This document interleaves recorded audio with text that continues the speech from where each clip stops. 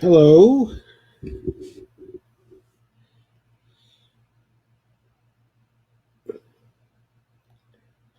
I hope everybody is okay tonight. I am feeling good, but there's a lot that's going on out there. Hi, Avril. How are you? You are attending tonight and early as well. Hi, Kay. Hi, Lana. Hi, GM Shower. Hi, Dolores. Lana says to Avril, it's about time he showed up.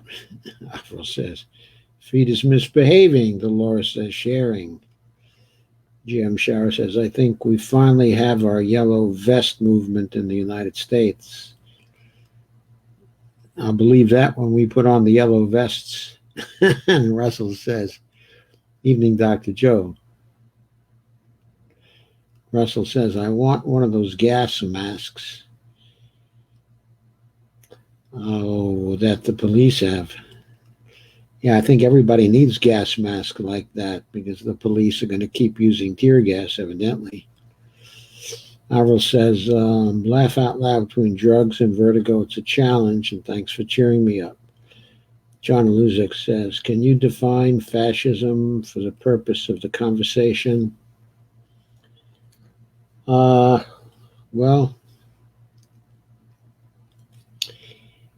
I think I can define fascism for the purpose of the conversation, but what I'm going to do, to define it,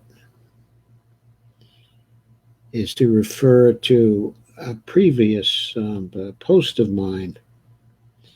And the definition I like is the one Mussolini gave. Okay, basically, it's not so much a definition as it is a composite, okay, of characteristics. It includes state violence, state sponsored violence,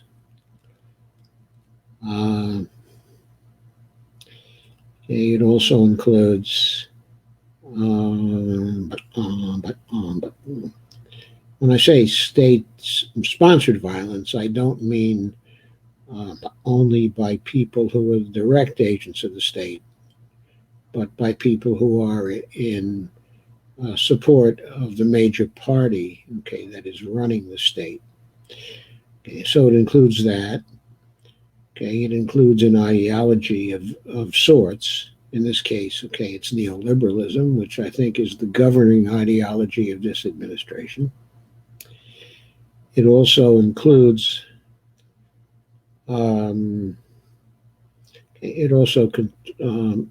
includes the interpenetration of the state by corporate interests. It very much involves the corporate state, a state characterized by crony capitalism and by militarism. It's a situation where the party that is governing the state and the individuals who are governing the party have the military in their service and have the military in the service of repressing dissent inside of the population. So those elements will serve as, well, I guess I still have to add one more major thing, which is control of the means of communication. The propaganda arms of the state have to dominate the communication scene. We haven't quite reached that yet. I think that kind, okay, of domination from the mass media already does exist with respect to the neoliberal ideology, but not with respect to other elements that actually go into the definition of fascism. That is not really there yet. There's the kind of approval, okay, of militarism, the kind of militarism that's advocated by Trump has not yet taken over the mass media completely. It also involves, okay, an element where the state is quite centralized and is in control of the police, and where the police basically serve the state and serve the repressive needs of the state to repress all dissent. So fascism is a totalitarian ideology.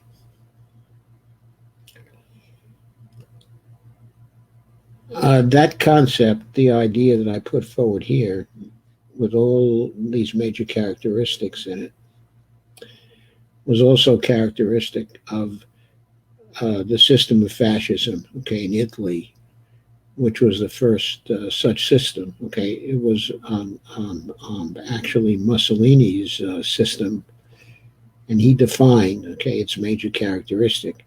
It had one other major characteristic, and that was that it emphasized the importance of the family and uh, the spiritual aspect of the family, okay, in terms of a religious infused kind, okay, ideology. Uh, it operates in such a way that rather than the religious element actually dominating the state, it's the state, okay, and the governing party that has penetrated the church and is beginning to use the church as an instrument of control over the population. Okay, in Mussolini's Italy, it was, of course, his emphasis on the Catholic Church, okay, and its role. He never gained complete control of the church, but he emphasized the primacy of values that were taught by the church, and that was a very important element in it. So that's the way I characterize fascism here. Of course, in the way Trump is actually developing it, it's not actually the Catholic Church, okay, which is the dominant element in it, but a fundamentalist style of Christianity, the kind of Christianity practiced by the vice president, by Mike Pence. Pence.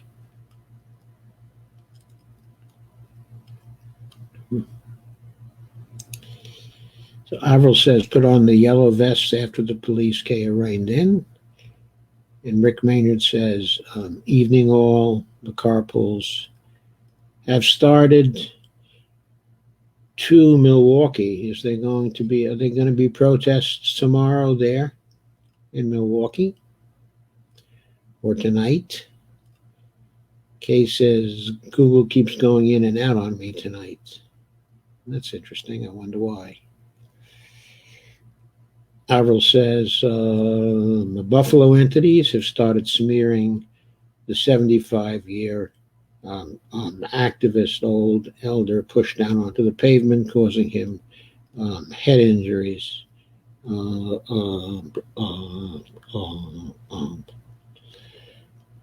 was bleeding from his ears. Kay says, Avril, that was an awful video. It was. Okay, it was pretty horrendous. And it was completely uncalled for. In other words, when you watch the video, they simply pushed him down. If they needed him to get out of the way, they could have gently ushered him to the side. Well, they could have gone around him and just left him standing there. That would have been adequate as well. Also, Rick Maynard says the Dem convention. So buses are already starting for Milwaukee convention. I thought the convention wasn't going to be held until August, Rick. I think what you're probably referring to here is that Joe Biden seems to have clinched the nomination, okay, the Democratic Party. But this is kind of anticlimactic because he clinched it actually before, provided he can last until the convention. The question is whether his health is going to implode before that time. I think that's been the question since Bernie suspended his campaign. Avril said having issues too. Barbara said he was not threatening. No, he was not threatening at all. Kay says there must be problems with Google then. Avril. Okay, please share this. I have a lot to go over. I'm going to start on my articles now. What I want to start with is the jobs report. The jobs report, the monthly report that was released on, was it released on Thursday or Friday? I think it was released on Friday. It was a weekly report. And that was on Thursday. I think I've already spoken about that. I think I've mentioned that there was the increase in unemployment, or the new unemployment applications totaled close to 2 million then. But on Friday, the monthly report was issued. And in Dave Dane's column, he characterized it as the worst, best economic news in history. And I want to go over his comments on it. Stop from here to there and really comment on the significance of certain comments. He points out that economic forecasters were whipsawed by an excellent jobs report today, showing the initial effects of, it seems, the payroll protection program that was provided by the Forgivable Small Business Loan Program, the PPP. Employment rose by 2.5 million in May, according to the BLS, and the top-line jobless rate fell from 14.7 to 13.3%. As we'll see, though, there are questions about that. Essentially, all of these job gains came from those in temporary layoffs returning to work. The growth industries are all the ones that were hit the worst in the previous report. The previous report, refers to the monthly report at the end of April, at the beginning of May, reported on, in the beginning of May. 10% of the job gains were from dental offices. And Dave speculates, they must have found their personal protective equipment. Excuse me, I should be sharing the screen with you so you can follow along on this one. There we are.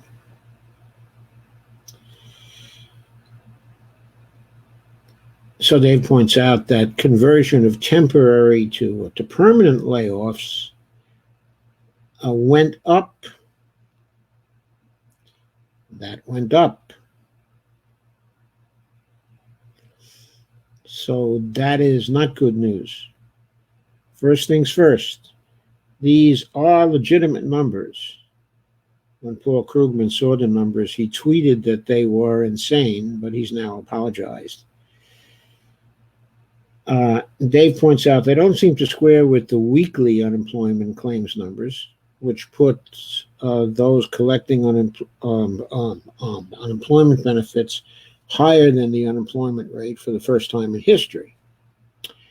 You can get unemployment benefits through the CARES Act, Pandemic Unemployment Assistance Program, even if you work part-time. But that doesn't explain this discrepancy. And then Dave points out, at the bottom of the BLS report, the Bureau explains their difficulties with data collection, as well as a quirk in the data. Quote, there was also a large number of workers who were classified as employed, but who were absent from work. Those were supposed to be marked as on temporary layoff, but they're listed as employed. And he said if that was corrected, the overall unemployment rate would have been about 3 percentage points higher than actually reported. So in other words, instead of it being at 13.3%, it would have been at 16.3%. The BLS didn't change it when they reported it in their report because they have a strict rule to accept the data as recorded by their survey. So they do not go into corrections of the data that seem sensible. They just give you the result from the wrong, the the actual data, the raw data.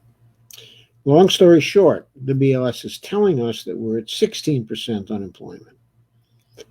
And while that's better than the nearly 20% if you include the misclassified in the April jobs report, it means we've only brought a small sample of those workers back. The level of employment remains sharply reduced from the pre-pandemic months. We've maybe brought back a little over 10% of the jobs.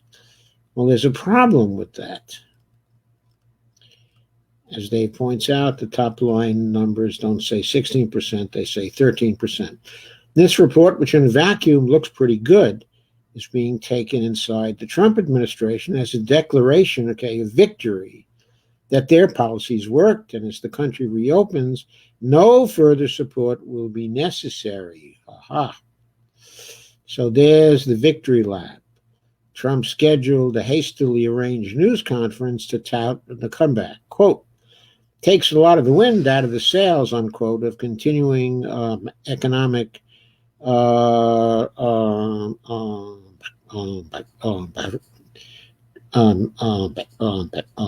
economic relief. White House economic advisor Stephen Moore, the Goldie, I should add. Stephen Moore, the Goldie. Whenever I say his name, I add the Goldie, because he's one of those who wants to return to the gold standard, told the Washington Post's Jeffrey Stein, quote, there's no reason to have a major spending bill. The sense of urgent crisis is greatly dissipated by the report, unquote. That's another quote from Stephen Moore to Jeffrey Stein. That couldn't be less true, says Dave, correctly, I think. This bounce back is meager in real terms and tied to the direct funding of payrolls through the PPP, which only lasts for 8 weeks. That is right now in current law. It only lasts for 8 weeks. That means PPP funding will cover the next jobs report in June and then will be gone. Well, that's not quite true, because there's been a flexibility law passed now, I guess only yesterday also. The flexibility law, allows the PPP, the money given to companies that take advantage of the PPP to use the PPP money to make payments to employees over a period now of 24 weeks. However, there's no more money. There's no more funding. So it's a stretching out. It's a stretching out of the PPP money from 8 weeks to 24 weeks. But people don't have to take advantage of the 24 weeks, so they may only pay out for the 8 weeks, since they've started to do that and are primed actually to do that. But even if it can be stretched out over 24 weeks, that just means that less money per week will be going into the economy. The funding for the PPP isn't changed by the Flexibility Act that just was passed. But Dave says that means PPP funding will cover the next jobs report in June and then will be gone. Well, it may not be gone. It might cover in lesser degree the next jobs report in June, and then also July job report in September and further on as well, but it will be less stimulus from the PPP in each period of time. So it's not going to do any more good for the economy by stretching it out. It's better for the small businesses because they can play with things in light of their needs for flexibility, which may be good for the small businesses, but doesn't necessarily increase their capability to employ people. Also,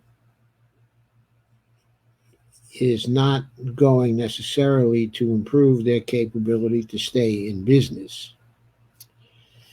But that, of course, is going to remain to be seen.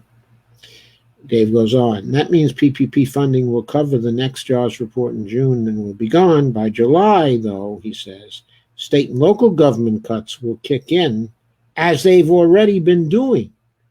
The April and May jobs report showed a combined loss of 1.5 million state and local government jobs.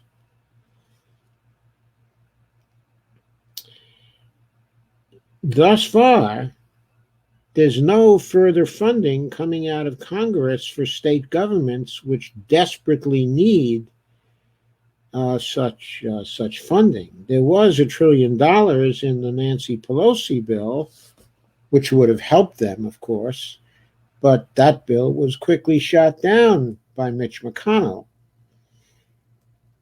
And the help for state governments was not something favored by Trump and his administration. And Dave points out many states have fashioned their budgets with a trigger, expecting federal aid and building that into their budget profile.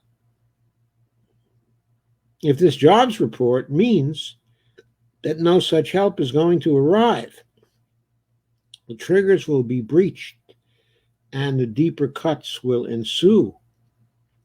And now Dave makes his most important point. Excuse me.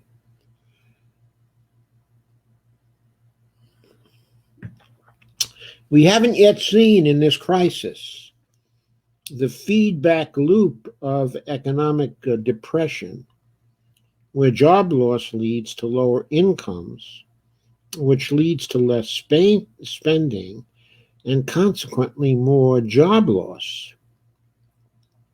And of course, since it leads to lower incomes, not only leads to less spending, it also leads to less tax revenue for the states, and consequently more job loss at the state level in state governments.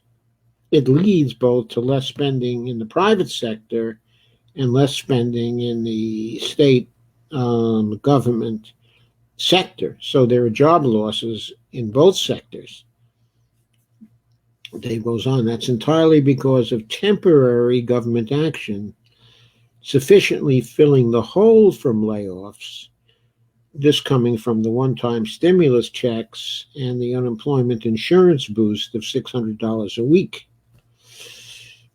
which also, by the way, is due to expire at the end of July.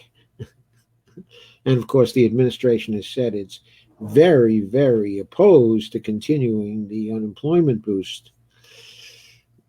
To go on, but no extension of these efforts would mean that enhanced unemployment would run out in July with nothing in its place. That would seriously contract incomes precisely at the time that PPP funding runs out. Then Dave says you definitely could get that feedback loop going, bolstered by state and local government employee layoffs. And he says once you're in that undertow, it's harder for policymakers to pull out of it. The spiraling down of the economy into the depression.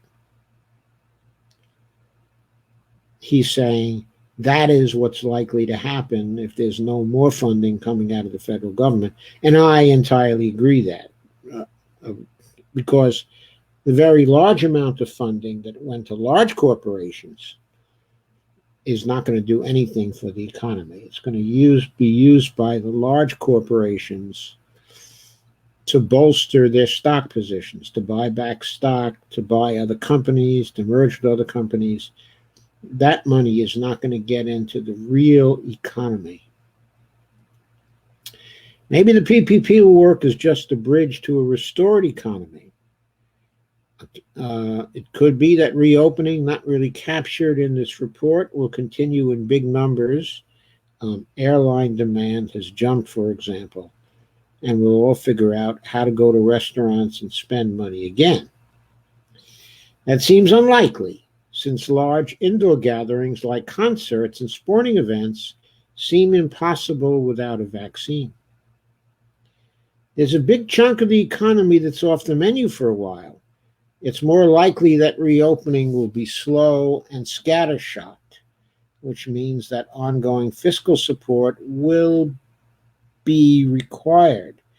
I entirely agree with that statement.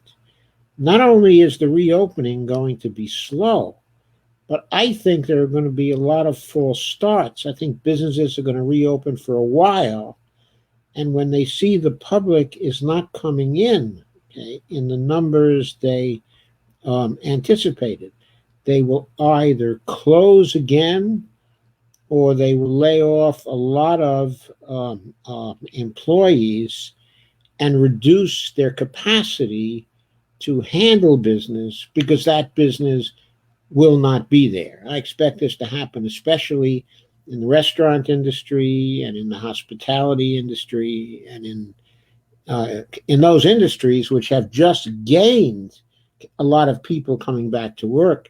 There were 2.5 million jobs in industries like that were coming back.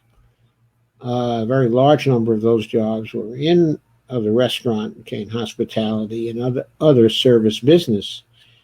I think that it will probably be the case that many of those people will be going home again soon because expectations for a rapid and also a huge recovery are not going to materialize because when I look at my COVID tracker for the United States, what I see as of this time, and I don't know if this is the final reading for the day or not,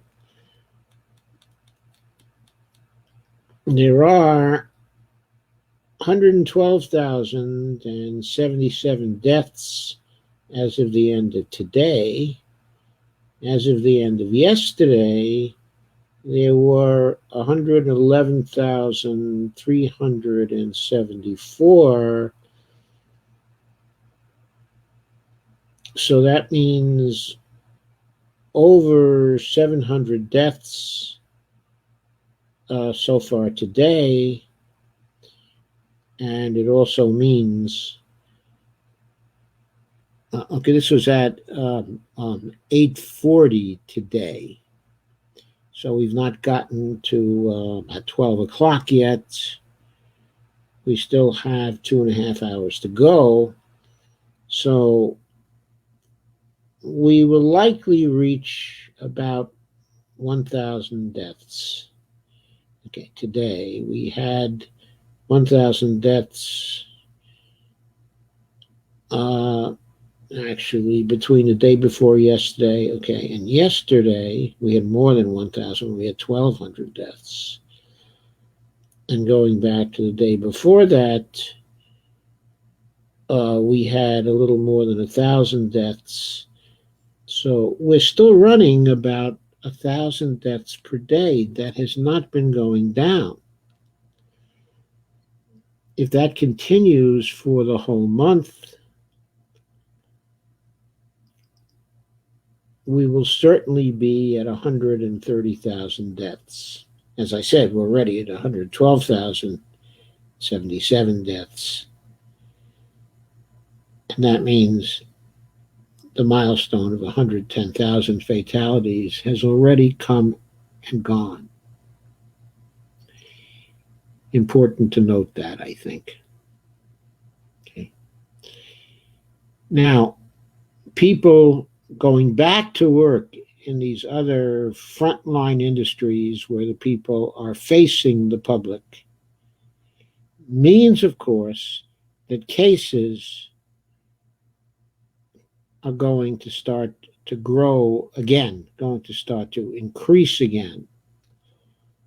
And that 4 weeks after, actually by 2 to 3 weeks after the cases increase, you'll see deaths beginning to increase, probably within 4 weeks from the reopening, which was roughly June 1st.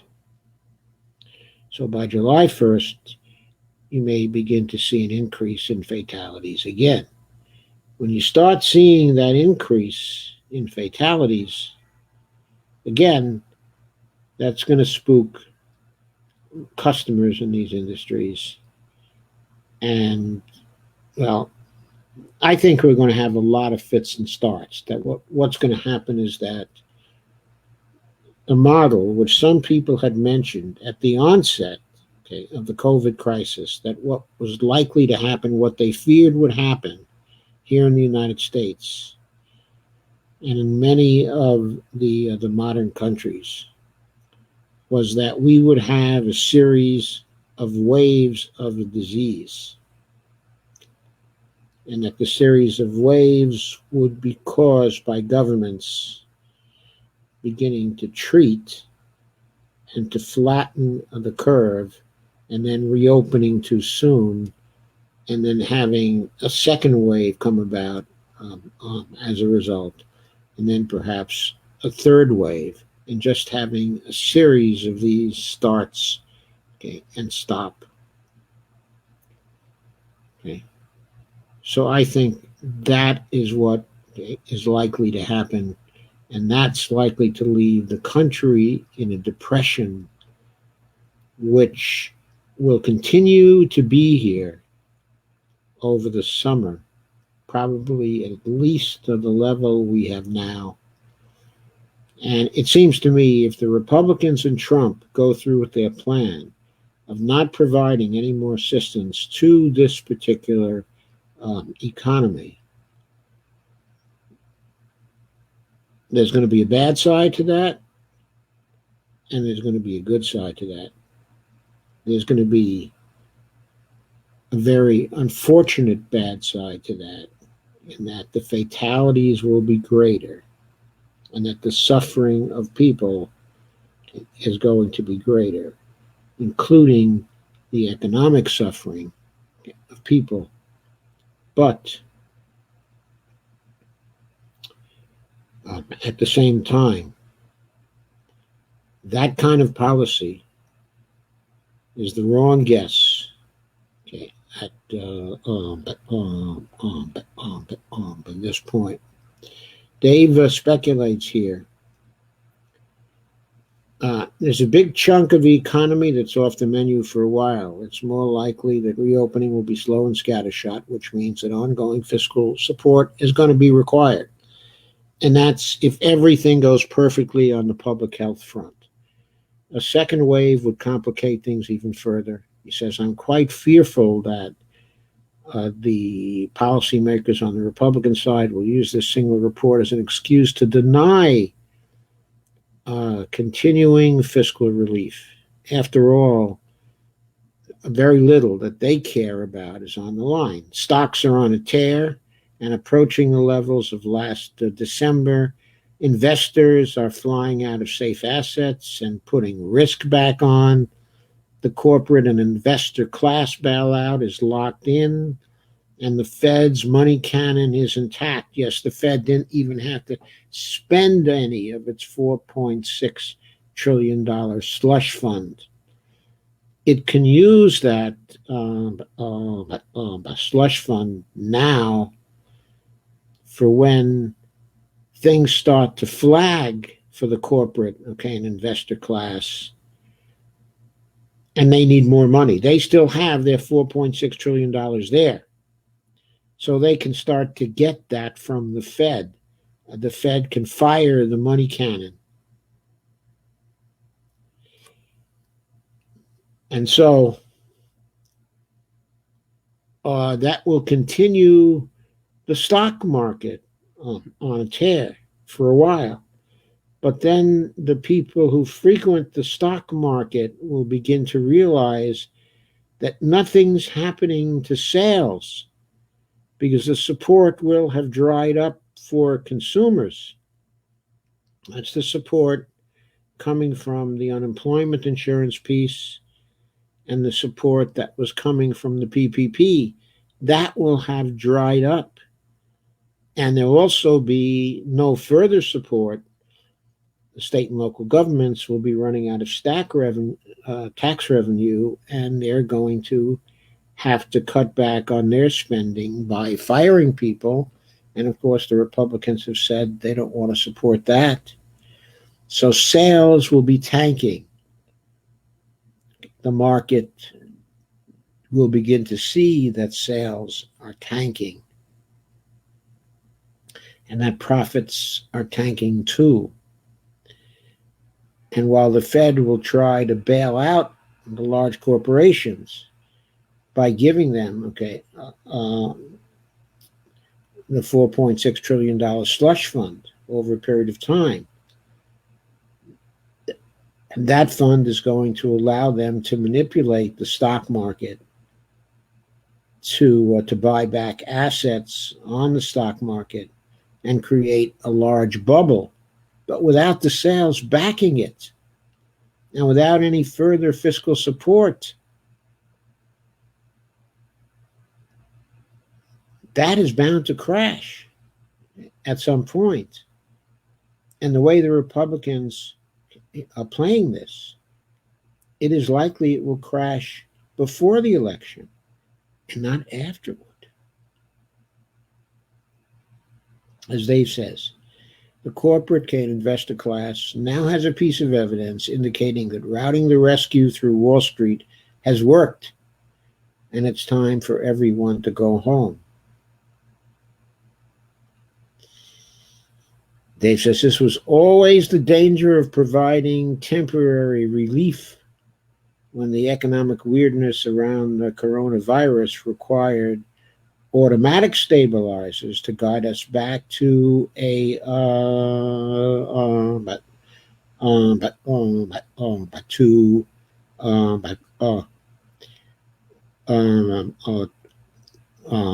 guide us back to recovery. The concessions to the Democrats in exchange for the corporate bailout were underpowered and temporary. Thank you, Nancy Pelosi.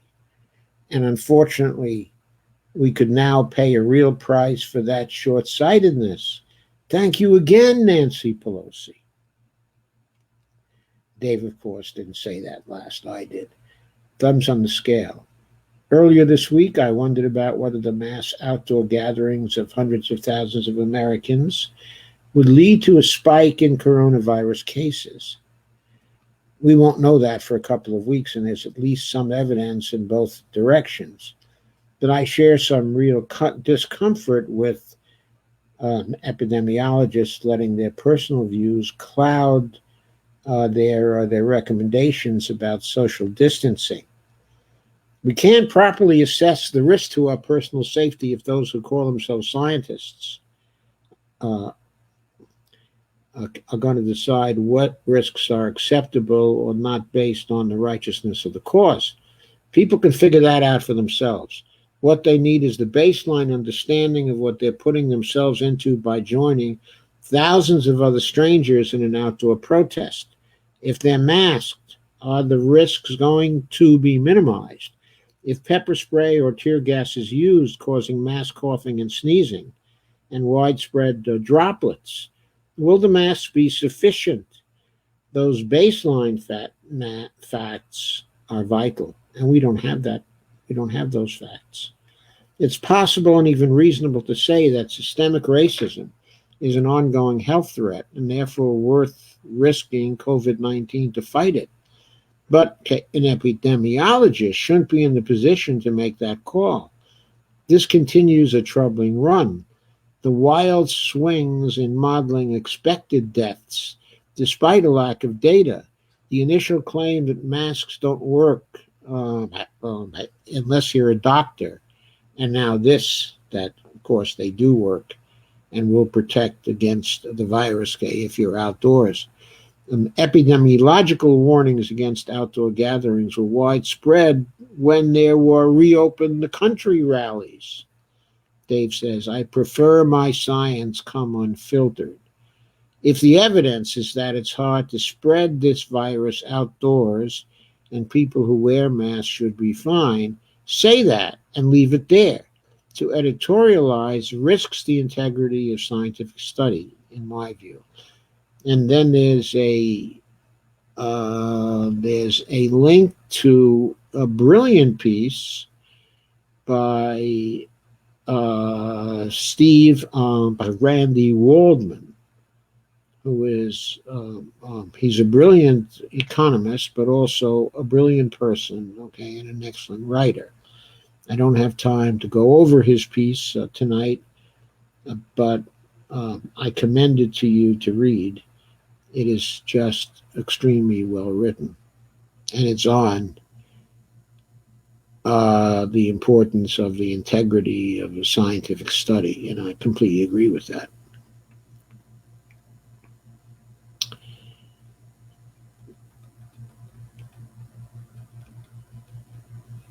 So that was Dave's column for yesterday, and a very well taken one, and I think it really puts all the economic issues we have to understand in perspective. Now, I want to quickly call your attention. I don't think I'm going to go through it.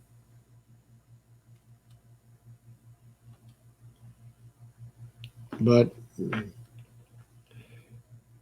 I want to quickly call your attention to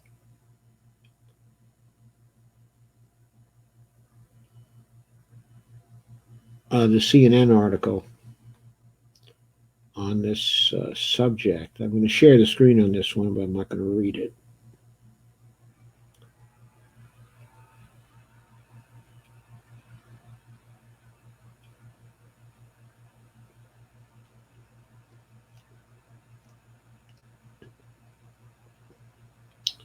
So the CNN article is more detailed than what Dave had to say on what exactly it was that the BLS had to say.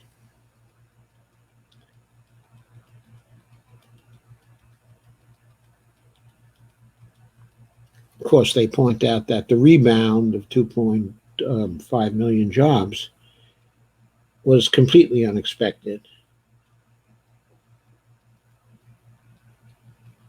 And they also hypothesized that it was because the impact of the PPP was felt.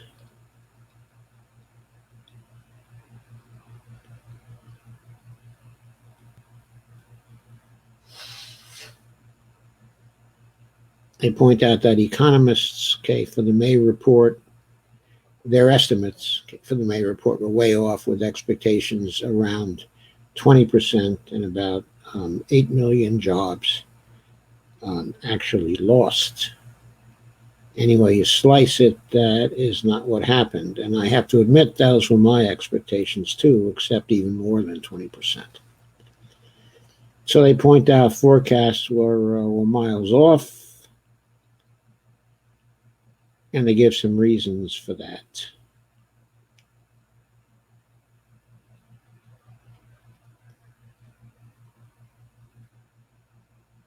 They point out that construction jobs increased by 464,000 in May, gaining back half of what they nearly lost, in April. Construction activity is outdoors, or quite a lot of it is, or at least halfway outdoors, depending upon the state, if it's housing construction. But if it's road construction or something like that, it's outdoors.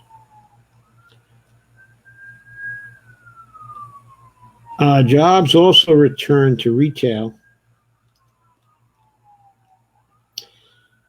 That was probably premature.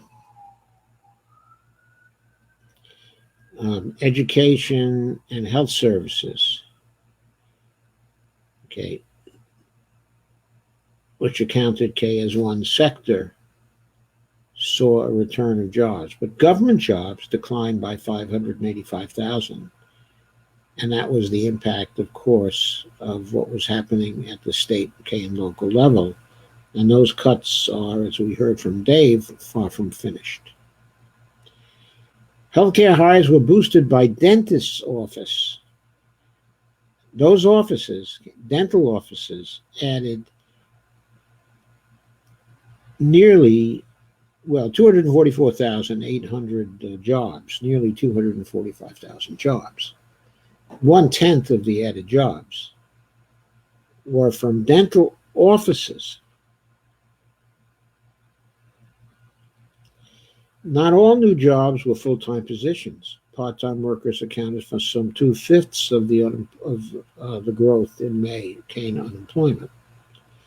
So that's a problem.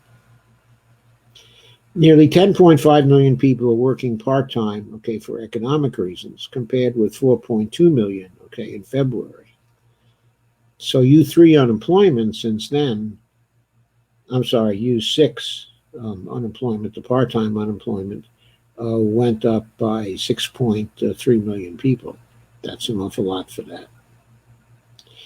The employment population ratio, which remembers how much of the working age population is employed, that rose 1.5 percentage points to 52.8%. Well, the employment to population ratio, when it's really healthy, when it's really good, that's at 68%. So we're 16 percentage points off that in terms of labor participation. That comes after an 8.7 percentage points collapse in April, when the ratio hit its lowest level since records started in 1948. Despite the increase in May, the ratio is still lower than ever before. So there you have it.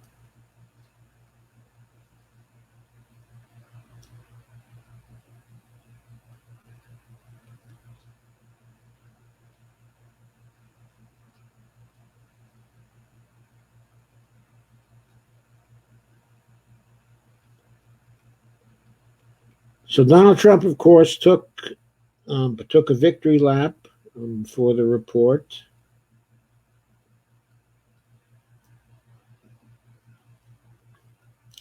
The stimulus checks, of course, helped with the economy.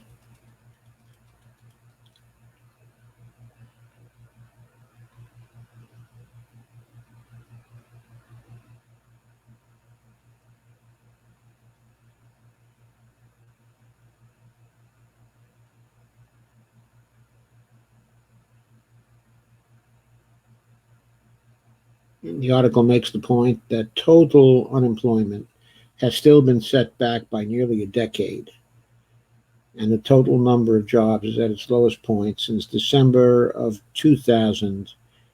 A wider measure of unemployment, known as the U6 underemployment rate, remains elevated at 21.2% in May. So there you have it. Very, very high. Higher than in the recession of 2010. Then it goes into the demographic groups.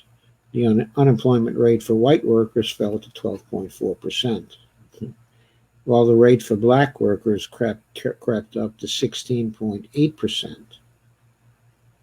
More black workers joined the labor force last month, but because not all of them got jobs, the unemployment rate ticked up.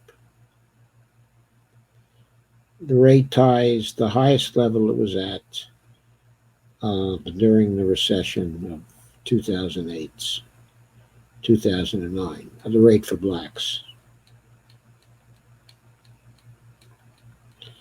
was the highest it was then. Also, the recession was much worse for women than it is for men. That's in part because such sectors as hospitality, which was hardest hit by the lockdown, employed, a lot more women than men before the pandemic. The unemployment rate for adult women was 13.9% in May, compared with a rate of 11.6 for adult males. So that's the picture of the demographics, and that's why this article was important to cover. So you got an impression of what it was like, for demographics. Now, we move on to the big story, which is the protests against but police, but the conduct of the police, the brutality of the police, and justice for George Floyd. And there was an article, Common Dreams, about that. And that one was today, and it's about the crowds today. So let's share that one.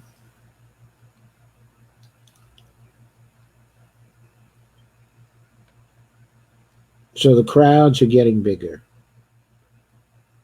They're not getting smaller. Doesn't look like the movement is beginning to flag yet at all in terms of its ability to put people on the street. So there's a picture of the protest on Constitution Avenue near the Dirksen Senate office building.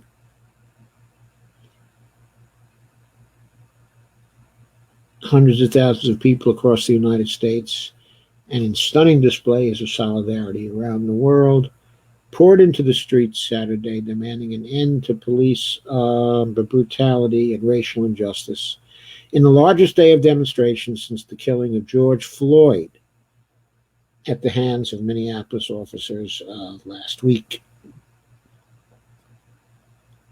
Demonstrators marched in Washington, in Philadelphia, in Chicago, and in other major cities. I think that Steve is bound to tell us whether there were demonstrations in Los Angeles today. I'd almost bet that there certainly were very large demonstrations. There's some quotes from people in this article, but the big takeaway is that tens of thousands of people were filling Ben Franklin Parkway in Philly. The police estimated 30,000 people rallied in Chicago. Pretty big crowd for Chicago. And Brad Pearson says the crowd in Philly is unfathomable. I can't even guess. Unbelievable. And there's a picture of a very big rally in Chicago. Actually, these are short videos on these, which I will not play. And here's a scene from the Washington video. People were marching down and 16th Street, I guess, and they turned at 16th and U to go towards the White House. So they were once again going to demonstrate, in front of the White House. And they went to visit Mr. Lincoln also. And the tweeter points out, and you can see the reflecting pool and the monument in the background. Not in this scene, but you can see, get an idea of how large the crowd was. It's very big. Thousands were out today, in Des Moines, Iowa also. Pretty big crowd for Des Moines. Floyd's friends and family gathered for a private memorial service Saturday near Fayetteville, North Carolina, which is where George Floyd was born. And there was a 25-year-old who was quoted, "It's important that we all keep coming out until things change."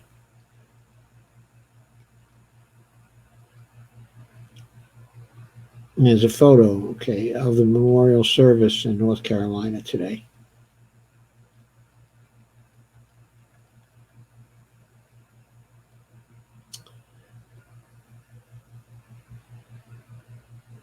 And there was coverage, okay, of Minneapolis as well, where thousands of people took part in a march demanding that Mayor Jacob Fry immediately begin defunding the police department and also disbanding the police department.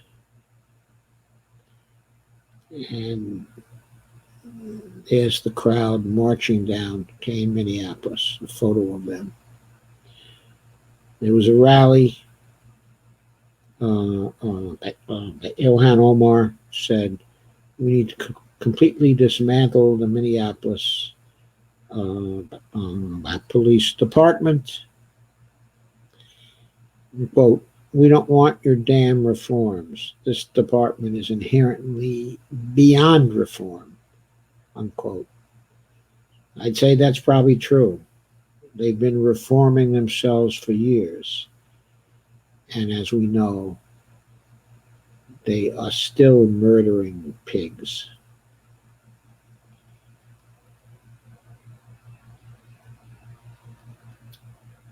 So this brings us to the other major topic,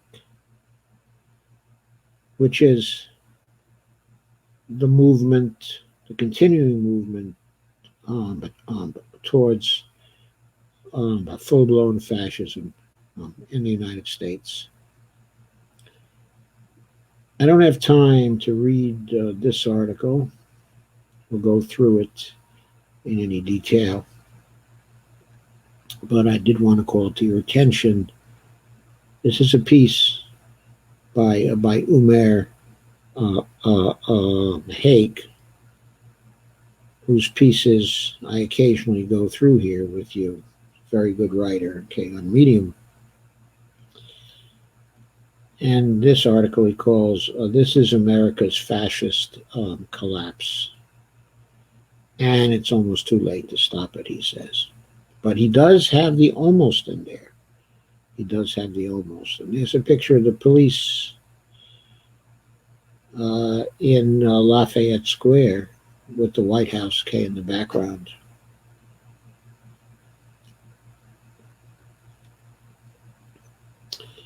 He points out that there you could see the mysterious men in body armor carrying machine guns, only without badges, who wouldn't respond to questions, like Trump's new personal secret police or maybe the SS.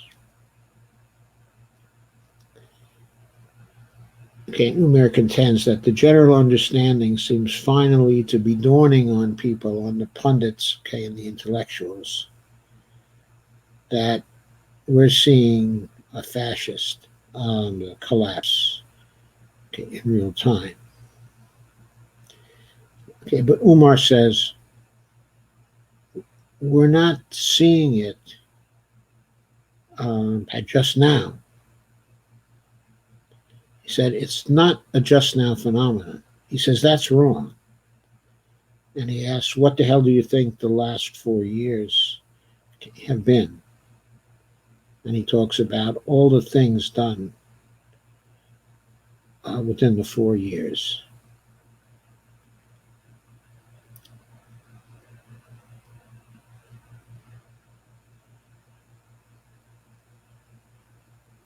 And he gives examples of all the things that were done. He asks whether we mean that all the following weren't really fascism to us. camps, cages, bans, raids, purges, violence, hate of the minorities emanating from the head of state, institutional dehumanization. And he says, what the? Are you serious?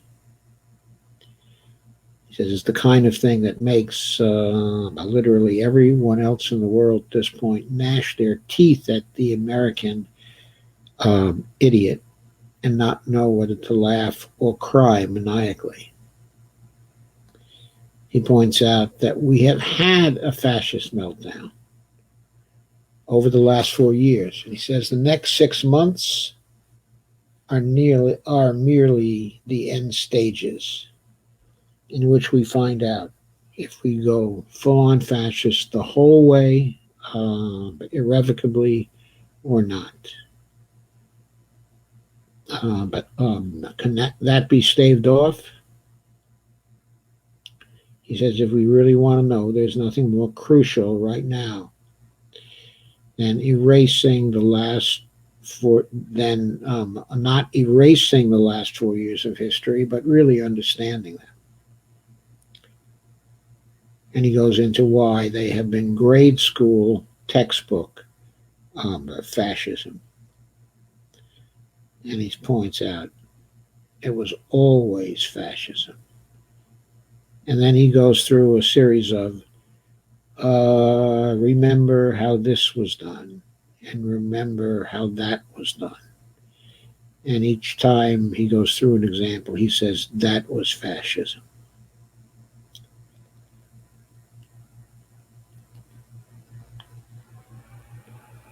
And after each example, and there are many examples, he points out that was fascism. He points out that the last living person who was a prosecutor, at Nuremberg, warned that the Trump administration was now committing crimes against humanity. And he asks if we know anyone who listened to him, and the answer he gives is nobody. He says, I think I'm one of a handful of people who wrote about this point at all. He says that part was fascism too.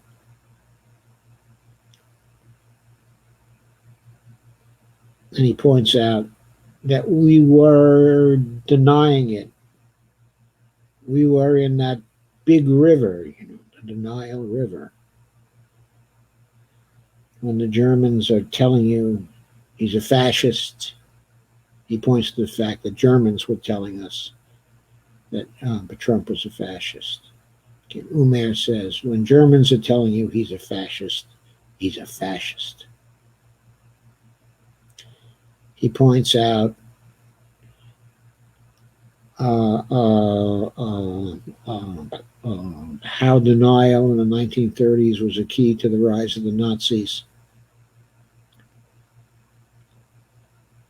And he points out that no major institution in America admitted it was now having a fascist collapse. Not the media, not the intellectuals, not the opposition, or the people themselves.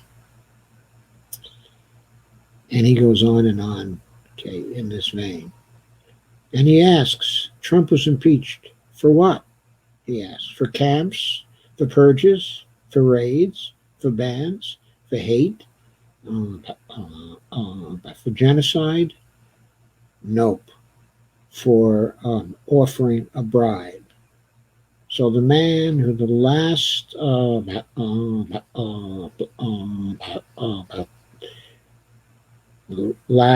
living prosecutor from Nuremberg said was committing crimes against humanity was impeached for a bribe, not for crimes against humanity. What the? He says. He points out the Democrats impeached Trump for the wrong thing, not the right thing. they gave all that fascism a free pass.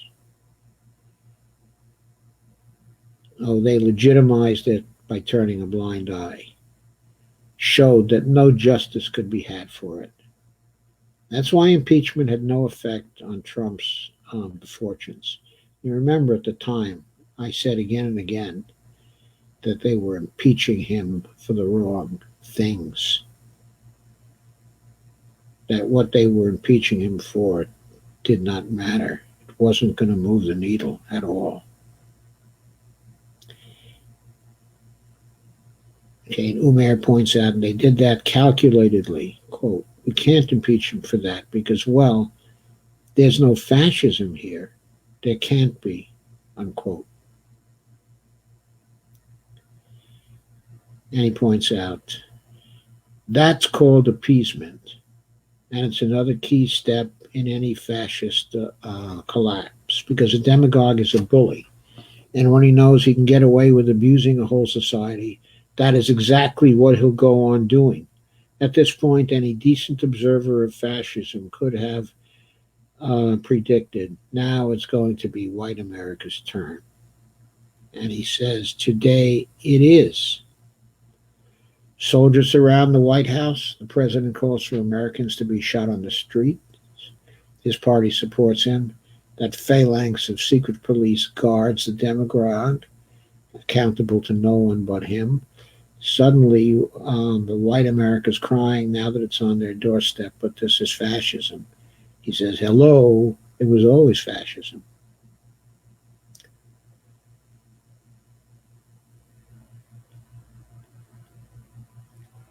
And he goes on, okay, in that vein. I'm not going to say any more, but read it. Read it. It's worth the read. If I didn't have so much to cover today, I would have read it too.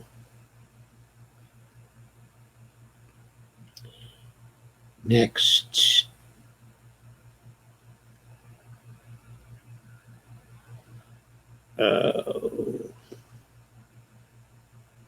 Here it is.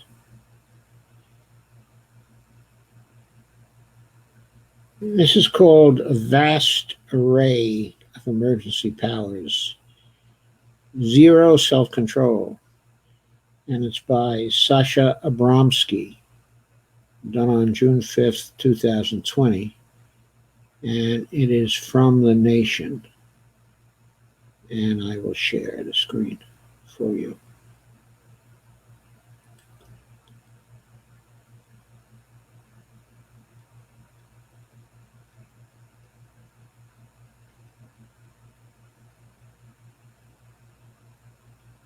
You see, all this is why Bernie should never have suspended his campaign. If the nomination was still in doubt and Bernie was seen as one of the two primary leaders of the Democratic Party, he would have been in a position these last few days to make some major addresses, which Biden could never have equaled, on the turn towards fascism in the United States. He could have brought that forward in a way far more compelling to the public than Joe Biden just has.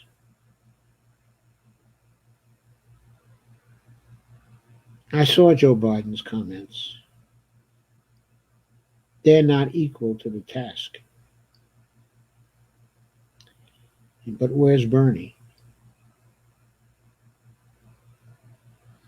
There is no major event.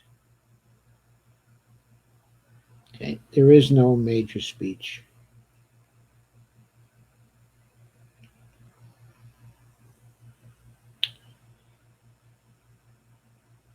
So what this article does is it goes through the various powers, okay, that are available to the president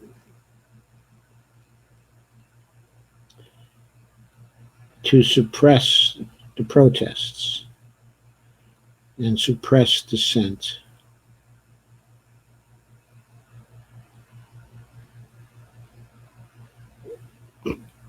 And of course, he refers to Tom Cotton, who's preparing to be Trump 2.0. I don't know if Sasha is a he or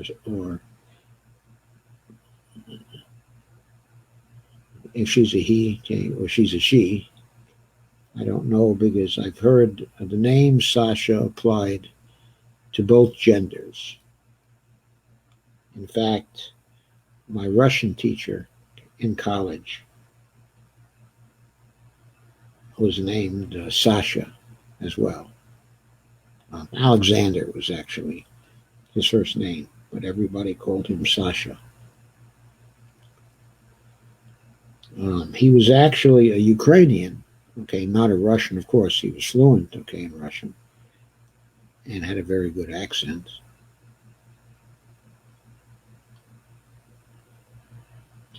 I have a story about that, but I don't have time for the story, so maybe I'll tell it later, okay, or on another occasion. But suffice it to say that once I went out with Sasha to interview somebody.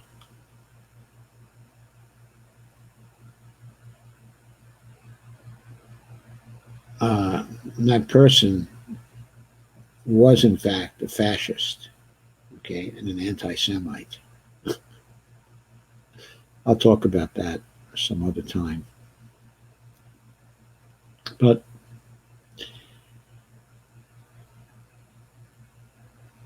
the author points out there has been looting from coast to coast, but that vast numbers of their fellow citizens were peaceful, and the demonstrations were predominantly peaceful. And Sasha says, the spasm of looting surely must be related to the vast economic despair now coursing through a country with nearly 43 million unemployed. I guess we know that it's less than 43 million, okay, who are unemployed, though there are 43 million people still getting insurance, unemployment insurance, because there's a delay between the payments and the employment, okay, or unemployment, okay, of people.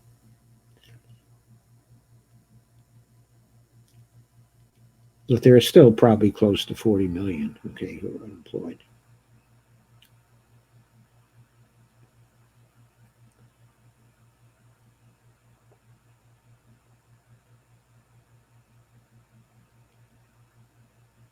So Sasha points to the connection between the looting and the economic state of the nation, which of course is greatly due to COVID-19 and what we've had to do to fight it. But it's also due to the lack of timely relief for people. Quite a bit of the relief is out there now, but it hasn't been so timely.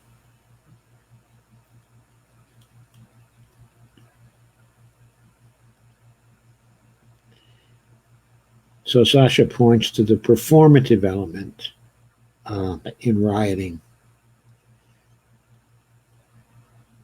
and to Rude's very well-known 1964 book on the crowd, okay, in history,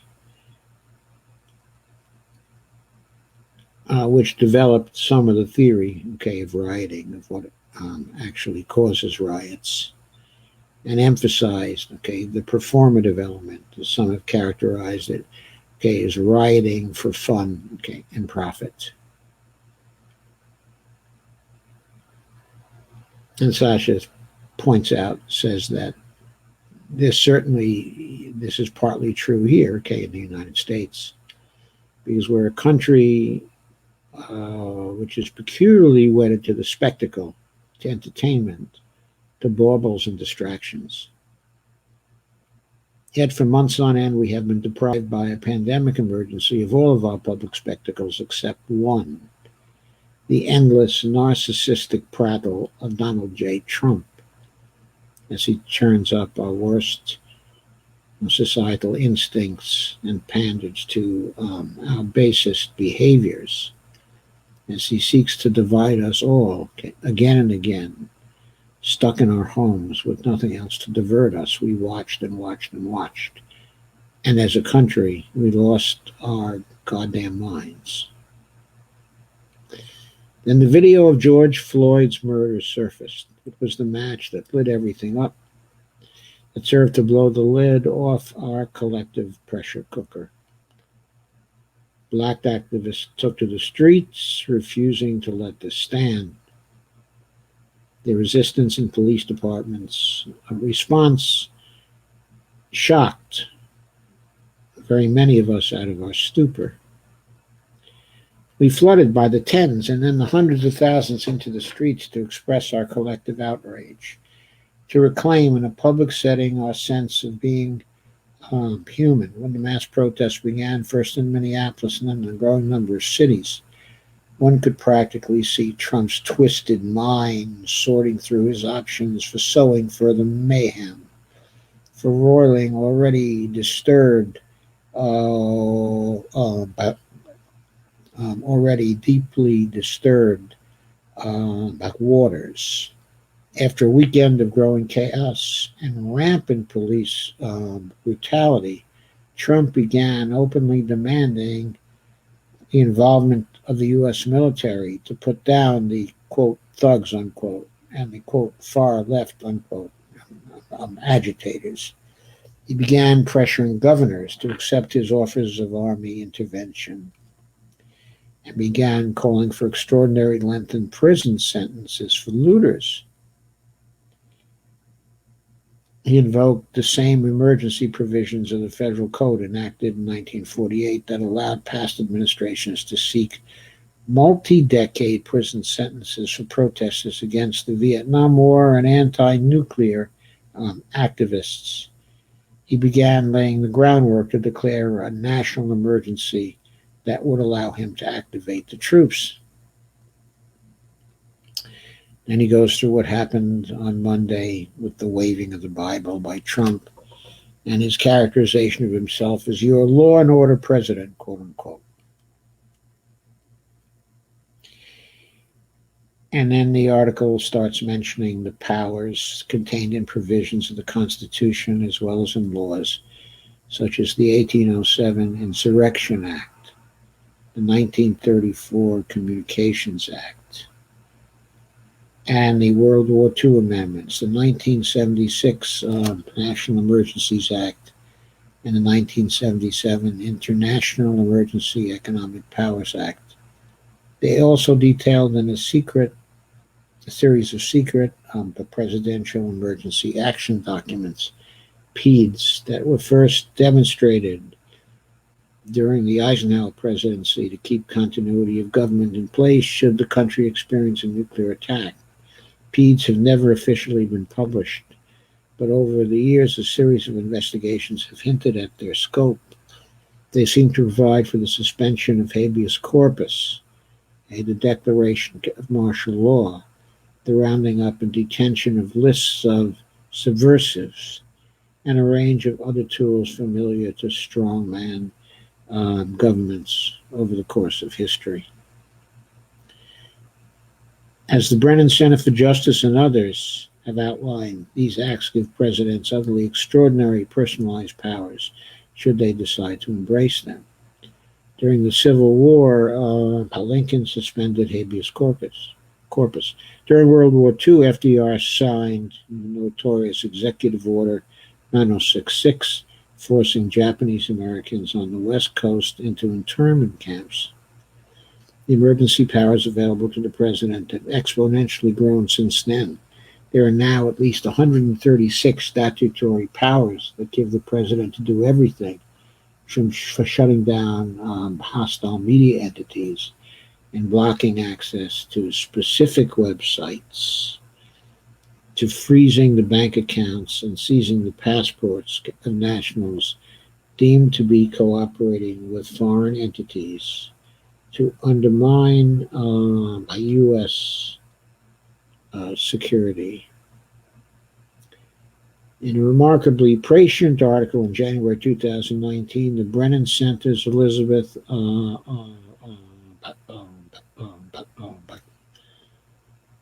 I guess her last name is Goitin, laid out a series of scenarios in which a politically vulnerable Trump, operating in the aftermath of impeachment and against the backdrop of a public health crisis and economic collapse and massive civic unrest, could decide to essentially go to war against his domestic enemies by embracing these emergency powers. Trump's actions this past week are so stunningly similar to those outlined by Goitin, and one can't help wonder if he is quite literally hewing to her hypothetical playbook. Many of the armed forces' most senior figures, as well as all four living ex-presidents, have now mounted public interventions. In the days following Trump's church photo op, the military top brass seems to have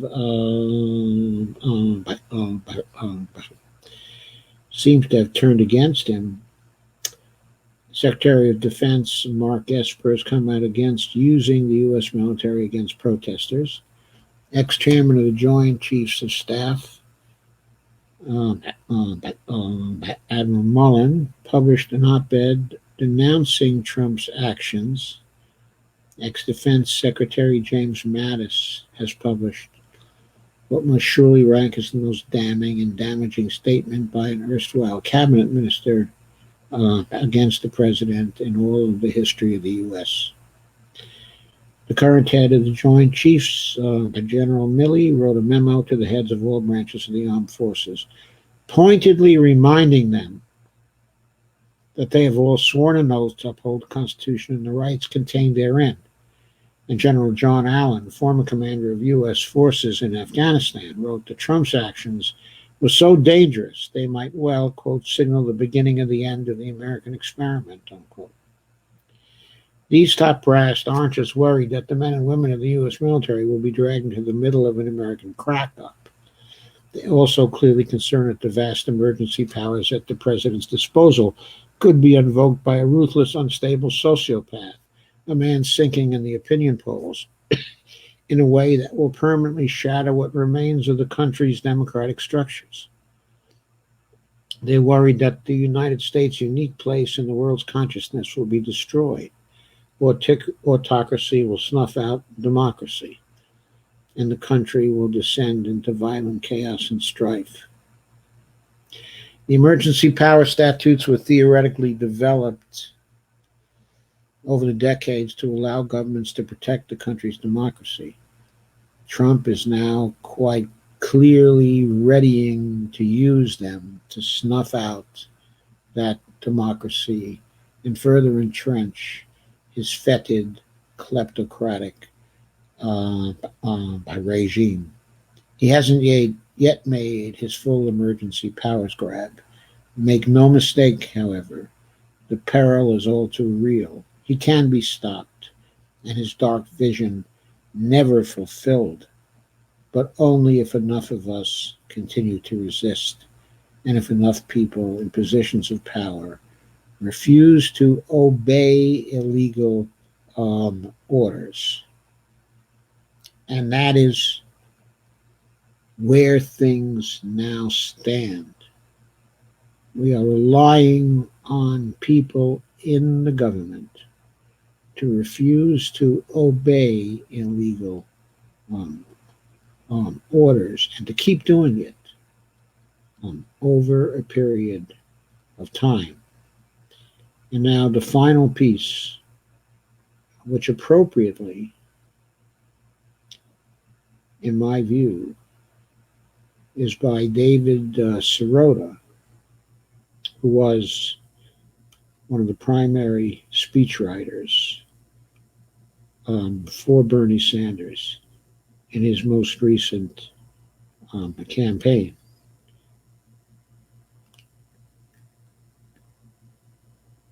Okay. And David wrote a piece for Jacobin magazine Trump's plan to use the military to dominate. I do have that on the screen. Good.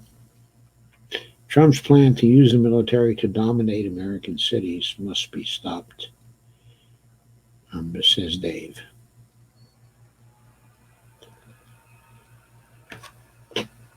Excuse me.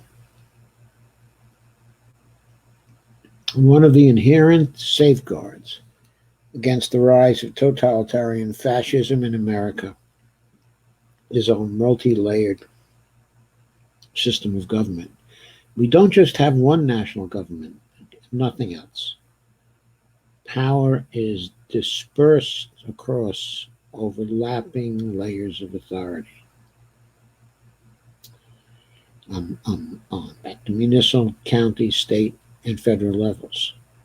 Over the years, that has unfortunately slowed national progress on important causes. Think the anti-civil rights cry of states' rights, which still echoes today in the words and positions of Rand Paul, I think, or governors refusing to expand Medicaid. But it also makes it somewhat difficult for a more tyrannical president to weaponize the state for a political agenda, because there is no one single state. But this safeguard is now in jeopardy. President Trump and Senator Tom Cotton are floating the idea, of militarily occupying American cities. And the idea is being normalized by them and some pundits. That kind of escalation would not only exacerbate tensions and likely result in a further curtailing of democratic rights, it could also undermine one of the key structural safeguards against presidential authoritarianism. In real-world terms, Trump would go from being the president to also being the city's mayor and police chief, only with even less potential for local democratic accountability, pressure, and control. This dynamic hasn't been discussed very much. Instead, there has been an oversimplified law and order narrative, as in the lead up to most of our major wars in the last half century. This kind of framing tends to depict a military invention as a reliable way to stabilize a chaotic situation, when often it ends up being the opposite. And that law and order discourse, which amplifies a similar discourse going back decades, has now resulted in at least one poll showing majority support for a domestic military invasion. But clearly, many Americans are looking out at scenes of chaos and violence and feeling desperate for a quick path to tranquility and stability, and military intervention is being portrayed as that path. However, the long-term dangers of a Trump-led occupation by the military cannot be overstated. It could create precisely the conditions that have preceded fascist takeovers of other nations in the past. Specifically, martial law directed by a single distant regime leader wielding one unified national paramilitary police apparatus against the people.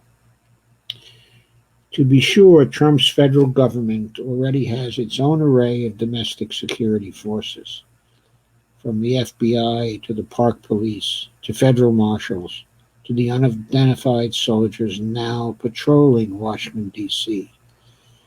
But that is just one, albeit large and powerful, level of government.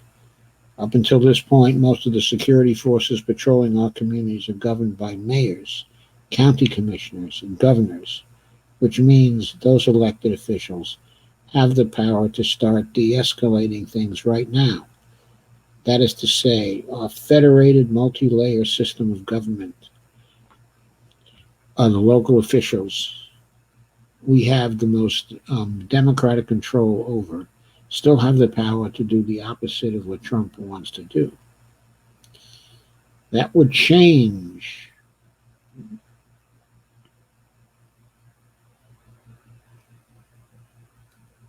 Sorry, I lost my place. That would change under a Trump led invasion by the military. In that scenario, local communities would have less of that power, and that's downright scary. It's so terrifying, in fact, that this specific issue, whether a president can domestically deploy the military, has long been one of the most delicate issues in all of American politics throughout our nation's entire history. Debates and tensions over that power have resulted in the Insurrection Act and the Posse Comitatus Act, as well as the exceptions to those laws. During the 19th century, a federal military intervention was used at times to try to protect civil rights during Reconstruction, but also to crush the basic rights of workers to strike and protest. In the modern uh, um, um, era, as Bloomberg News notes, the Insurrection Act, quote, has been used very rarely to deploy federal troops domestically without a request from the state government, with examples mostly dating from the civil rights era, unquote. That's an important point. Many of those modern presidential decisions to override a multi-layered system of government occurred in order to enforce constitutional rights and protect American civil liberties against state and local governments that were abrogating those rights and liberties. Those were good, laudable, and justifiable decisions by the federal government to be the final, last resort defender of the most elemental democratic rights. By contrast, if Trump invoked these same Insurrection Act powers, he would not be sending in federal troops to protect the democratic rights and or to halt police violence against police protesters. He would not be Dwight Eisenhower sending federal troops to override Arkansas state government and make sure African American kids can go to a desegregated school.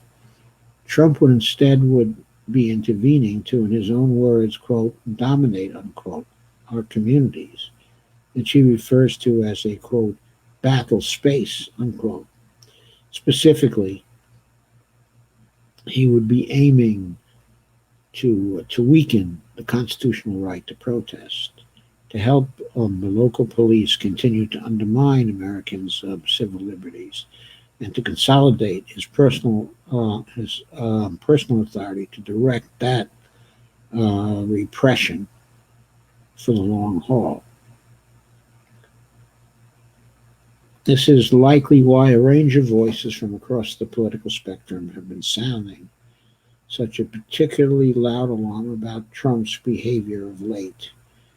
We've seen Trump's own Secretary of State and other top officials of the military push back on the idea of domestic deployment. Former military officials have also been similarly pushing back. One military scholar warns that Trump's invasion plan could be explicitly used to advance his political agenda.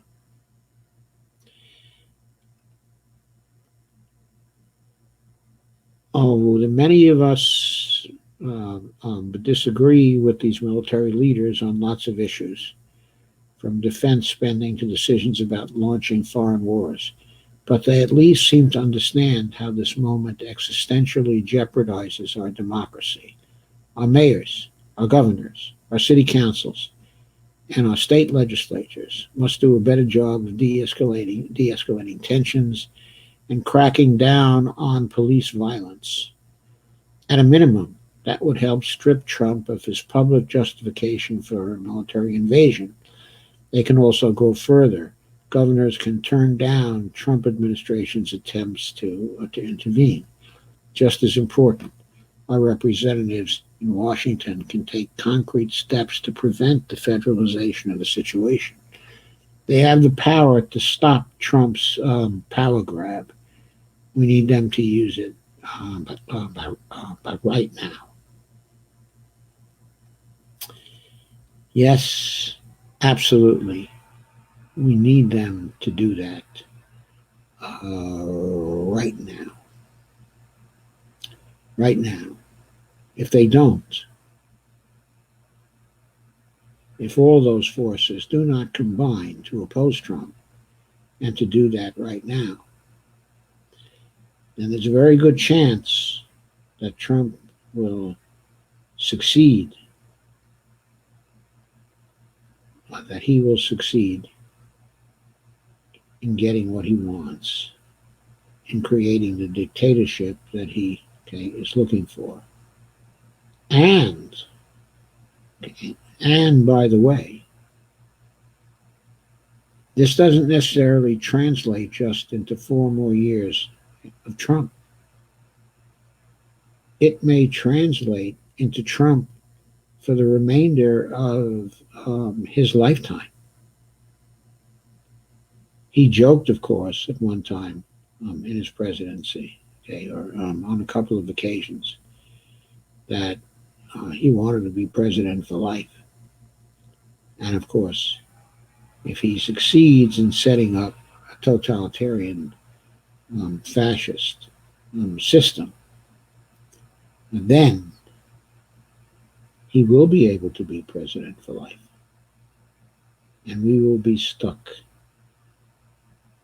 with all of the crap that he can shovel at us.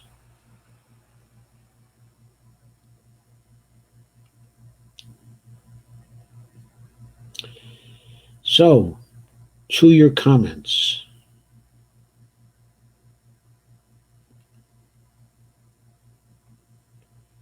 I suppose before I go to them, though, I do want to say that, of course, this is a faux victory lap. It's not a real victory. The economy is going to continue to tank. Okay, and also, second, we are at this moment now very close to what Trump has been working for some time. The instrument that has gotten him this far has not been so much himself, it's been Barr. But Bill Barr is a dangerous, dangerous man. He is the person who is able to plan over a long enough range to facilitate the consolidation of a dictatorship. That kind of planning is beyond Trump. But when he got Barr, he got someone who could really help him to do this.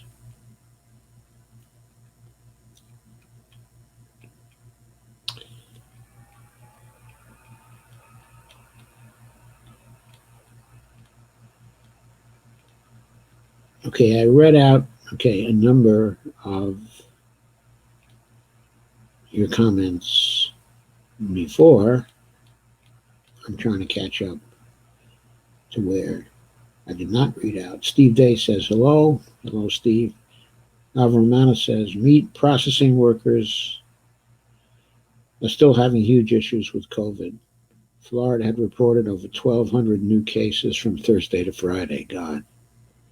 He says, I got to double check that again, though. I was distracted right after reading the headlines.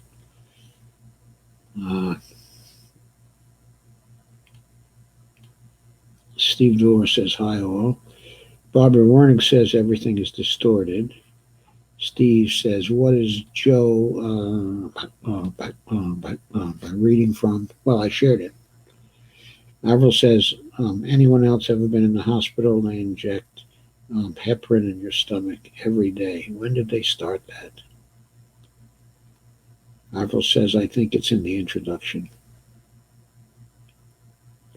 Steve says, what the fuck for? That's insane. It's for blood clots, they say. I'm so sore. Steve says, no way, there has to be a better reason than that. Yeah, Avromana says, I think it's called The Prospect. Actually, okay, it's the American Prospect, and it was Dave Dayen's column, okay, in the American Prospect. He has a daily column called Unsanitized, and this was the episode of Unsanitized that was written for Friday, June 5th. That's what I was quoting from when I quoted.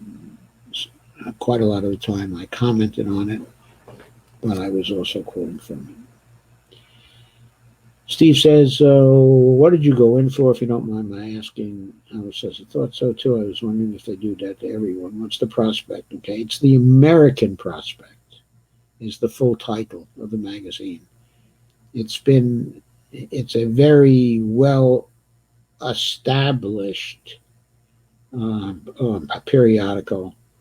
It's been established for a very long time. Okay, it's an old progressive periodical.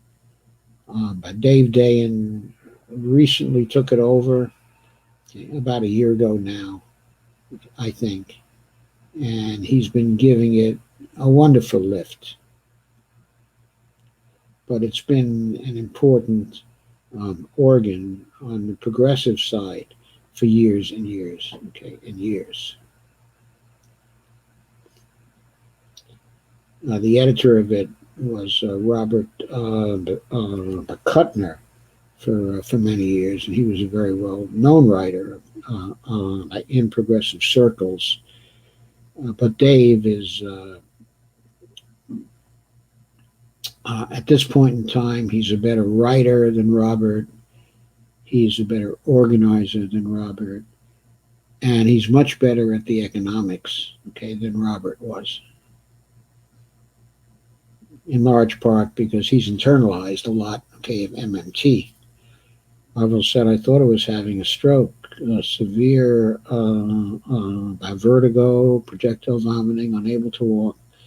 They say virus attacked myelin sheaths in ear, eye, and my blood pressure was sky high, and I'm pre-diabetic. Yeah, myelin sheaths. Oh, that sounds terrible, Carmen. Terrible. Sorry to hear it. That's awful. Barbara says Congress out for at least a month, the pandemic and civil unrest, but out for at least a month. Okay, political play. Yes, let the repugs hang themselves. I thought they were generally called the rethugs rather than the repugs, but okay. They can be both. Steve says, very interesting. I'm in the ER all the time. They've never given me heparin. Just saying, there must be an underlying reason. Steve says, understood. Kay says, Avril, my youngest daughter had to go to the hospital for very high BP, almost a stroke too. Steve says, hope they took care of you. Do you feel any better now? And Barbara says, WOG is Hennepin. Heparin, I think, is what Carmen was saying. Kay says, she's in Florida. Where are you, Avril? Russell says, my business depends on consumer confidence. The more crazy things are, the more quiet my phone becomes. Avril says, recently. Kay says, about 3 weeks ago now. Steve says, Barbara warning, the blood thinner. Avril says, eye coordination coming back slowly. Dizziness has gone down for the most part. Still a little off, though, with balance, though. Says they give her a ton of high blood pressure meds. I have 3. One costs $225. Hospital paid for it, but I won't be able to afford it after that. Steven says, I went in recently for double vision. That was crazy. We're traveling cross country and 2 lanes seemed like 4. Not very much fun. Avril says, temporarily in Tampa, couch surfing, going back to Miami when recovered. Steve says, I was getting infusions every 8 weeks, the meds, nurse's time, and hospital room. $60K for a 3-hour visit, and the hospital was paying for it. Okay, says, I think Amber had the virus and the test came back with a faulty negative. She's in the Fort Lauderdale area. Avril says, I had double vision when using both eyes, but not when using one eye at a time.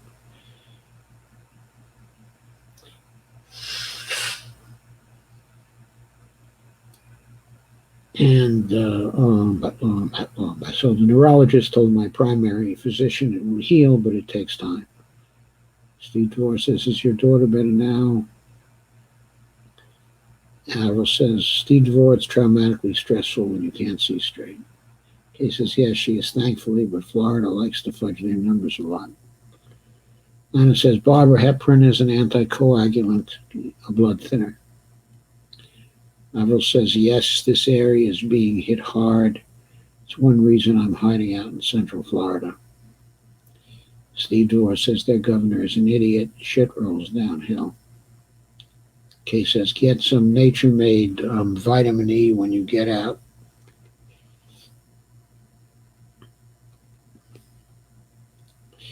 Not sure if you're talking to me, but yes, vitamin E thins the blood. You just have to research a bit because I'm taking vitamin D3. Kay says, I take both. The nature-made brand are the best to buy, though. Avril says, plus I have an ulcer because my stomach hurts at night when empty.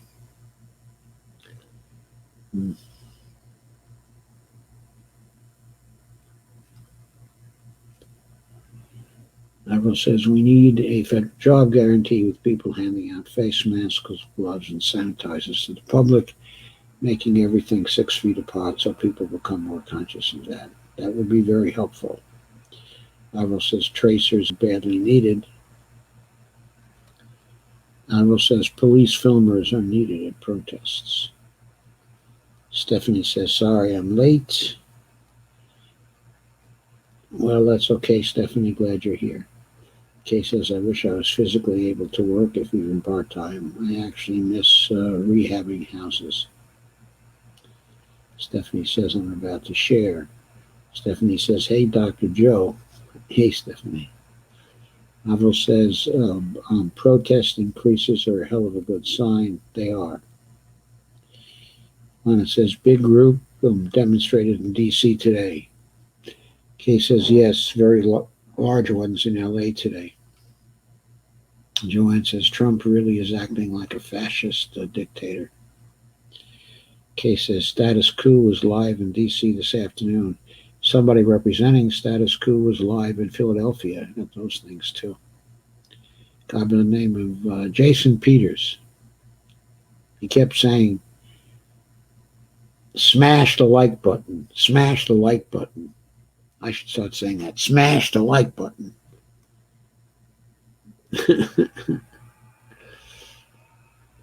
Lana says, it's about time, Stephanie. And she smiles.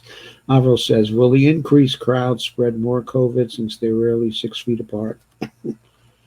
Well, I've seen a lot of people social distancing today.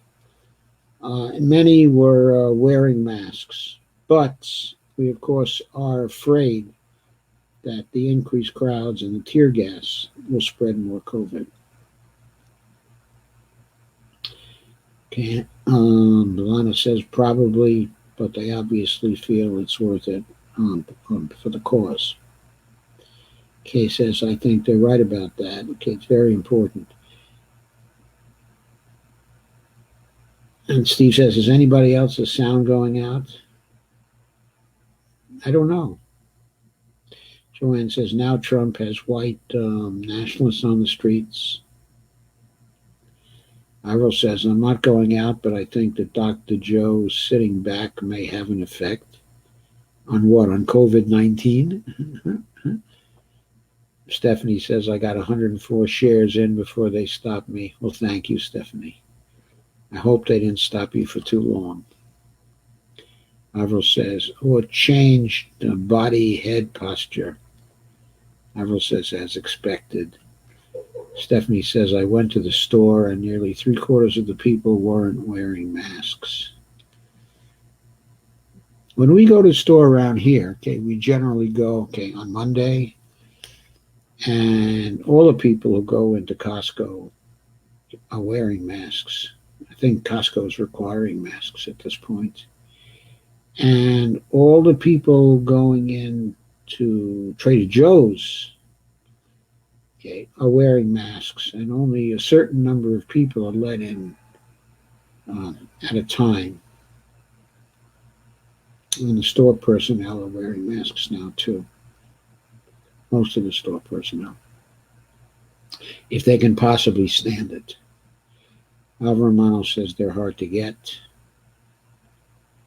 The cloth masks are not hard to get. The surgical masks are not hard to get. Alvaro says, who can stop DT? Well, the military can stop him.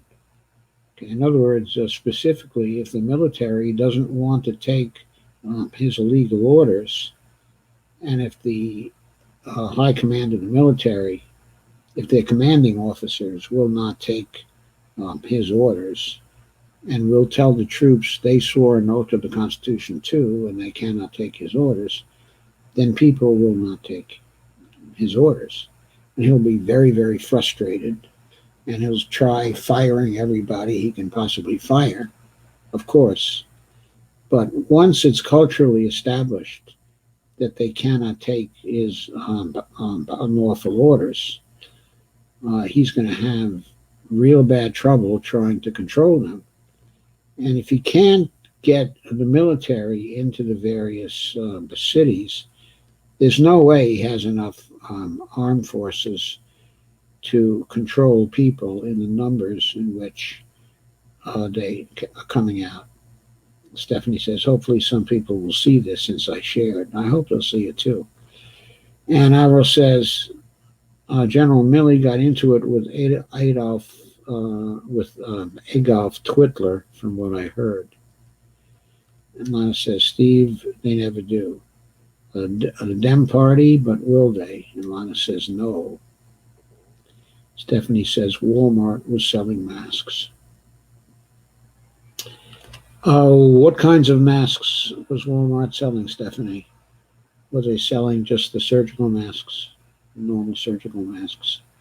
Now, those are pretty good for going to the store to stop you from, sending any projectiles to others.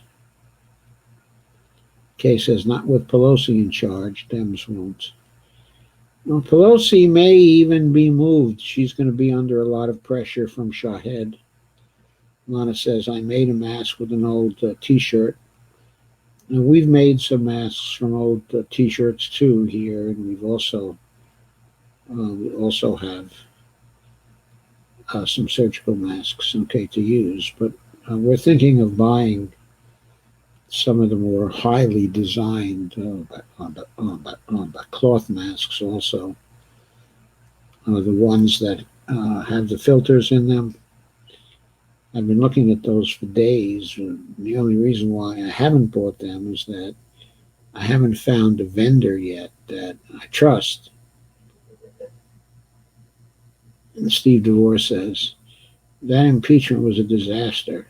You know the Dems were going after him, not actually saying why. Screaming he's a fascist at the TV sure as hell didn't work. Well, no, you have to enumerate why he's a fascist, what the crimes are that he's actually committed. And they didn't do that. He committed plenty of crimes. But I think they didn't want, to enumerate those because some of those same crimes were committed by our previous 3 presidents. Certainly when it comes to some of the international crimes. Avon says, they're always out when I go there. Kay says, I think the corporate Dems are almost as fascist as the GOP. Almost, but not quite.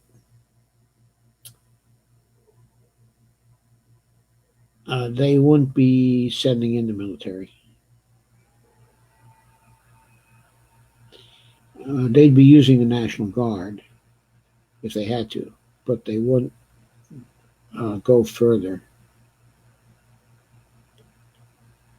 and use the Insurrection Act to put down peaceful protesters. I don't believe. But could be wrong about that. Barbara says Biden is inadequate. He can't meet to the moment. He simply isn't capable. Yes, we're seeing this. Steve DeVore says, and I called my reps too. Nothing helped. It was too soon for Americans. The Republicans would have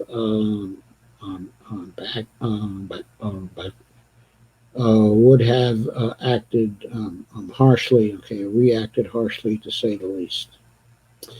Barbara says, all political, no real substance. And just an FYI, Dems are the most evil. Trump wants to kill Americans. Yet Dems are truly worse.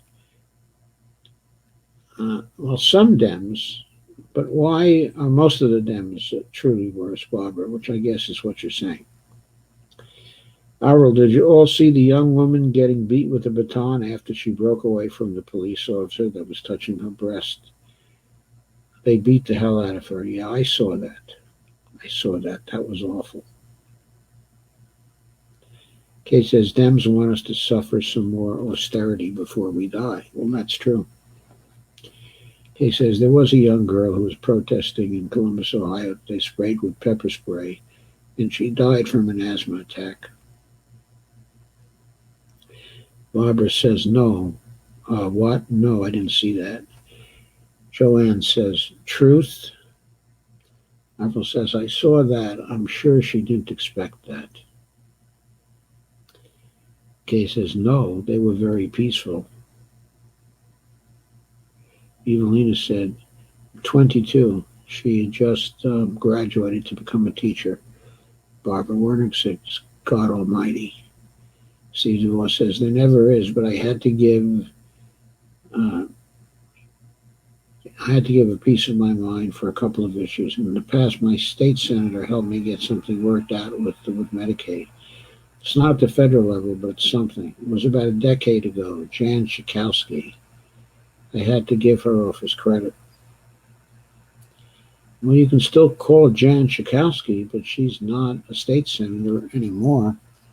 She's a congressman in Illinois.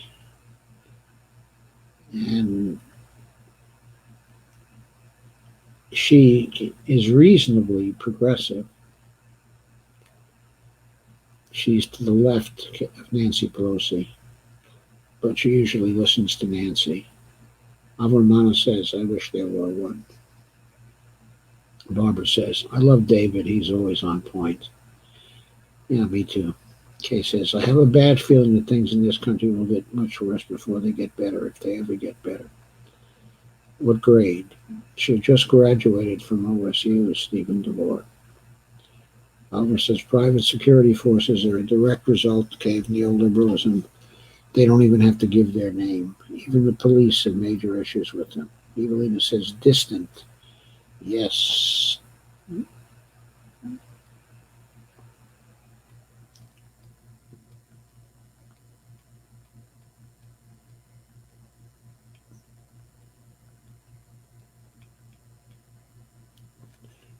It's not a smash like button. It's a smash like button. Sorry. I'm sorry. I scrolled down too far. I'm trying to get back to where I was.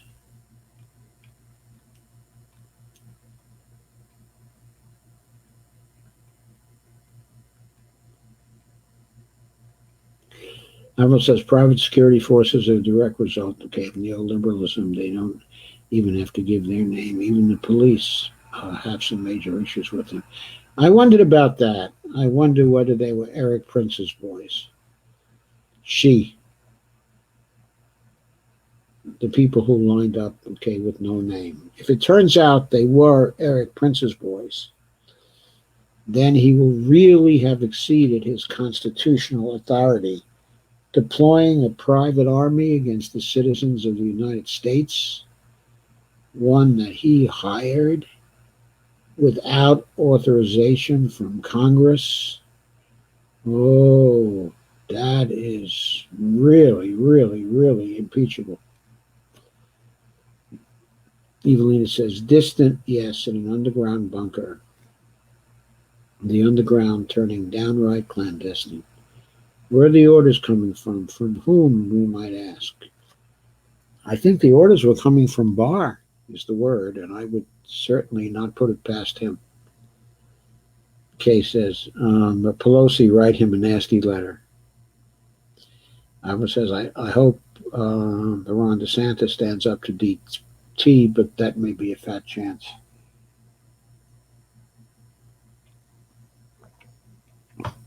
Ivor says, president for life. Let's hope COVID or McDonald's gets him soon. Well, maybe hydroxychloroquine will get him.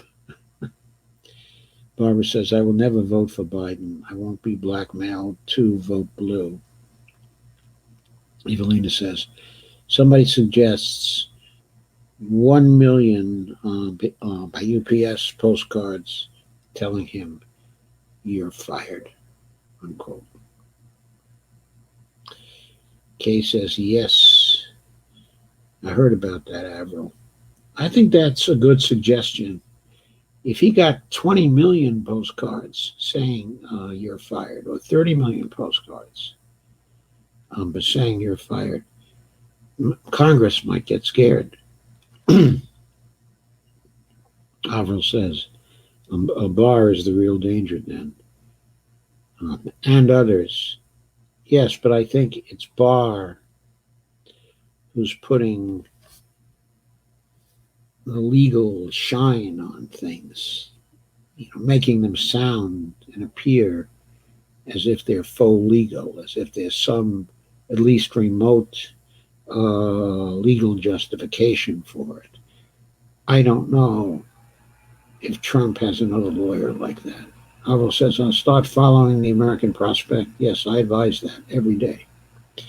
Evelina says, Dr. Joe, can you talk about Biden's supposed coalition with the Republicans to secure a personal victory?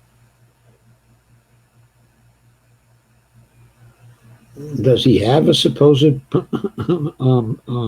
coalition with Republicans? I wasn't aware of that.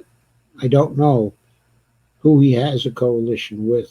Of course, he's always talked about, working with the Republicans and his ability to work with the Republicans, but he didn't show a strong ability to work with them during the when he was vice president. In other words, when the views of the Republicans were in concert with the views, of the administration, the Obama administration, then Biden was quite capable of working out an agreement with them. But on matters where the Democrats were opposed, to what the Republicans wanted, then if Biden was able to get agreement with them, it was only by giving away 85% of what the Democrats wanted, or what they supposedly wanted anyway, because the Republicans always got 85 to 90% of what they wanted during that administration. Smash the like button, not smash the like button, smash the like button on YouTube or on Facebook for that matter, since you're there on Facebook right now. There's a like button on Facebook. And Dolores says, good night, Richard. Good night, Rick. Alvarmana says, oh, I misunderstood. Thanks, Kay. Can Barr control or suppress the military? No, he can't. It's another cabinet agency. Kay says, well, maybe the military will save us, but not holding my breath. Well, I'm not holding my breath either. I'm not holding my breath for anything to happen. Avril says they seem to be getting quite irritated. Yes. Russ says, got to call it a night. Good night, Russ. Thanks for coming, as always. Avril says there's a silicone mask out too, but I didn't look into it yet. If there's a silicone mask out there, are we going to be able to breathe through silicone? Gad. Kay says, I want to get one of those old hankies that people have been wearing but keep but forgetting to look for one. Oh, you mean a bandana? Yeah, there are bandana masks out there. Avril says, yeah, Dolores is definitely smashing the like button. Avril says Machiavellian. Barbara says, uh, I shop at a market. Uh, I shop at a market basket. It has a different perspective. What kind of perspective does it have? There I go. I caught up. And Dolores says, sure am. Thank you, Dolores. And Kay says, Biden is working with Never Trump GOP, aka the Lincoln Project. But they're they've gotten so weak. The Never Trump GOP people, they're so weak. They don't have any pull with anybody in the Republican Party anymore, do they? They're probably all fixing to become Democrats as soon as they can. Steve says, I'm looking at Howie for president. I don't know about Howie. He still seems to believe in the Russian conspiracy, as far as I know. And Dolores Pierce, I'm voting hashtag Green Party 2020. I may go that way myself, folks. Haven't really decided yet. I'm waiting to see who they nominate and what the platform is. But so far, Dario Hunter has seemed more impressive to me than Howie Hawkins. So, haven't had a chance to look at the vice presidential candidate that Howie Hawkins would like to run along with him. That's important. Avril says, bandana masks will give the cops even more reason to abuse you. And that will label you a gang member, and they'll beat the living daylights out of you. I don't think people our age can afford to have the living daylights beaten out of us. I think that guy in Buffalo that they simply threw to the ground is probably fighting for his life still right now. Well, I have now come to the end. Thank you for coming. Thank you for listening. Hope you take this very, very seriously. We really need to do whatever we can to pressure our Congress people to join with the military people. What we really need now, more than anything, is to have the 25th Amendment invoked. That's what we really need to happen right now. And that's something that I think could happen under pressure from the military. If there's pressure from the military, I think that could move Pence to seek a majority of the cabinet to go against Trump. Now, I don't know if there is a majority. So many cronies were appointed by Trump to the cabinet that I just wonder how many real people are on it. How many people who value the Constitution at all are on it. I just don't know. Lana says, bandanas for old-time train robbers.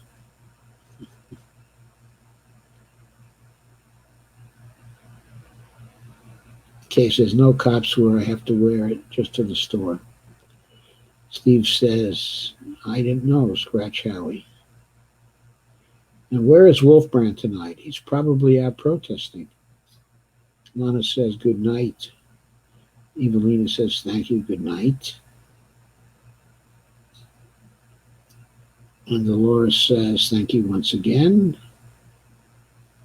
And Dolores says good night all. And Avril says store security and madmen too, because they usually rejected from trying to be cops for some reason or other. Well taken, well put. Thank you very much.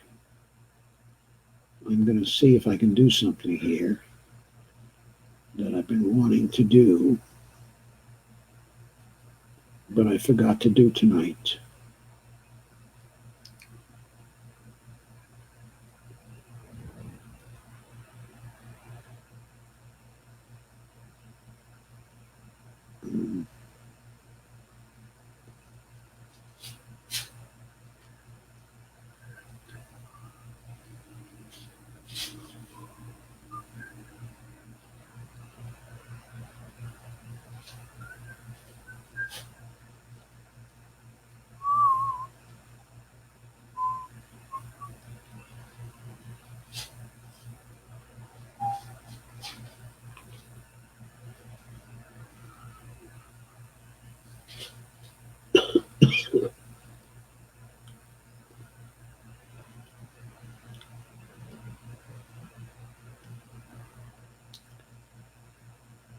I'm going to see,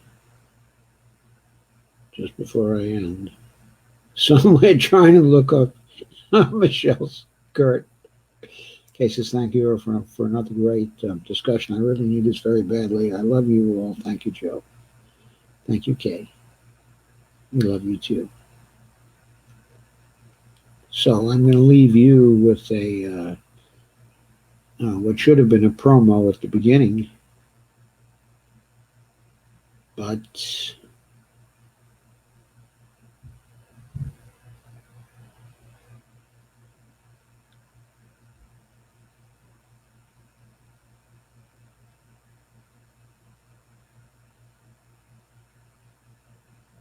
oh, I know where it is.